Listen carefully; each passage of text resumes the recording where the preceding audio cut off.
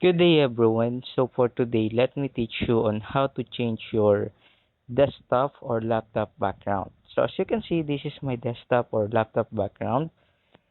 Now, and I want to change it. Kindly right click and click personalize, and then you will go to settings. After that, you have the options here for your background and as well as for the picture that you want to appear in your background.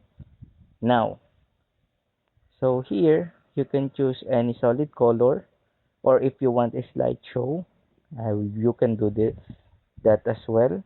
But if you want picture only as your background, you can just simply choose or browse in any of the following pictures present here. Or if you have a specific picture that you want in your background, then you can browse as well.